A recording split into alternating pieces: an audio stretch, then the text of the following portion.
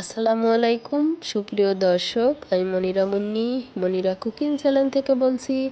আজকের পর্বে ডেকো noodles recipe share করলাম আপনাদের মাঝে। আশা করি ভালো লাগবে। পুরো ভিডিওটি স্কিপ না করে একটি লাইক দিয়ে দেখার অনুরোধ রইল। দেখতেই পাইতেছেন নুডলসের মাথার অংশ থেকে কেটে আমি এখন প্লেটে নিয়ে নিয়েছি। এখন সমান 6 ভাগে ভাগ করে নিব। এভাবে আলাদা আলাদা করে 6 ভাগে ভাগ করে নিব।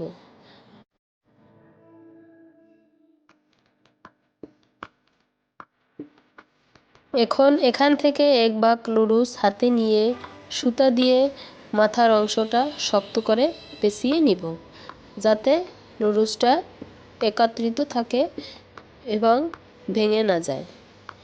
এভাবে শক্ত করে আমি পেঁচিয়ে নিয়ে সাইডে রেখে দিব। আগে থেকে চুলায় পর্যাপ্ত পরিমাণ পানি দিয়ে পানি ফুটিয়ে নিয়েছি ঢাকনা দিয়ে।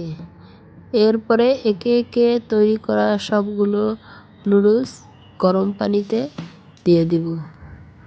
ফুটানো পানিতে দিয়ে আবারও ঢাকনা দিয়ে ঢেকে 3 থেকে 4 মিনিট সেদ্ধ করে নিব। এরপরে চুলা থেকে নামিয়ে নিব। দেখতে পাইতেছেন সবগুলো নুডলস আমি গরম ফুটন্ত পানিতে দিয়ে ঢাকনা দিয়ে ঢেকে সেদ্ধ করে নিয়েছি।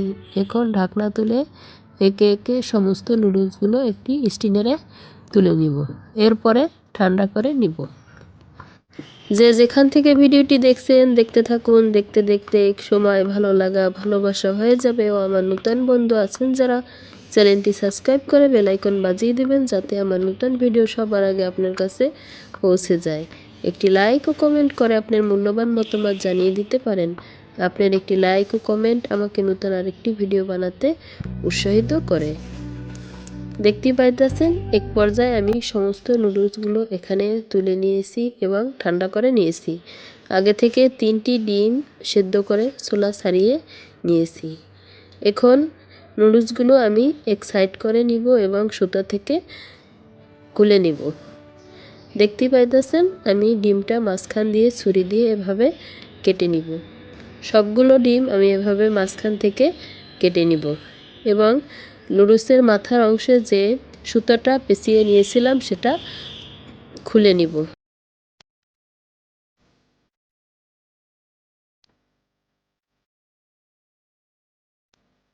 দেখতেই পাইতেছেন নুডলস থেকে সুতা ছাড়িয়ে নেওয়ার পরও কিন্তু নুডলস একত্রিত হয়ে আছে।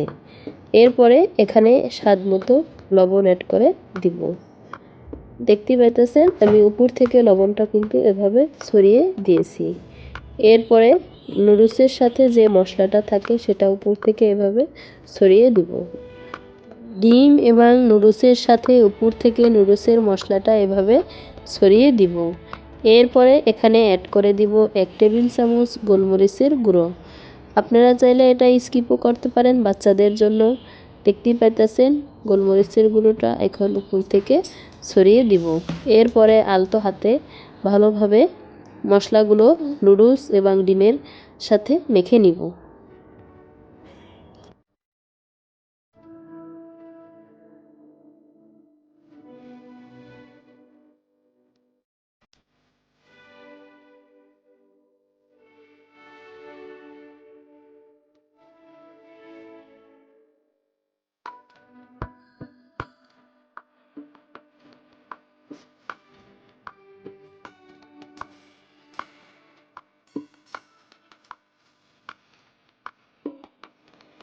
এক পর্যায়ে সমস্ত নুডলসগুলো আলতো হাতে মেখে নিয়ে সাইডে রেখে দেব। এরপরে চুলায় একটি প্যান বসিয়ে পর্যাপ্ত পরিমাণ তেল দিয়ে তেল গরম করে নিয়ে একে একে মেখে রাখা নুডলসগুলো দিয়ে দিব।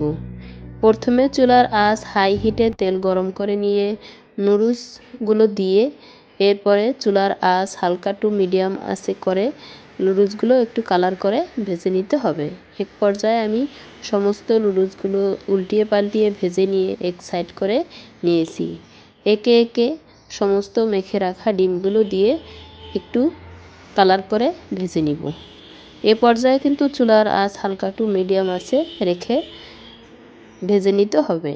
এরপরে আগে থেকে পেঁয়াজ ও কাঁচামরিচ কুচিয়ে নিয়েছি, সমস্ত পেঁয়াজ ও কাঁচামরিচ তৈলে দিয়ে হালকা একটু কালার করে ভেজে নিব। অল্প পরিমাণে লবণ অ্যাড করে দিয়ে আলতো হাতে নাড়াচাড়া করে কালার করে ভেজে তুলে নিব। এরপরে আপনাদের পরিবেশন করে দেখিয়ে দিলাম। যে যেখান থেকে ভিডিওটি দেখছেন ভালো থাকবেন, সুস্থ থাকবেন। আল্লাহ হাফেজ।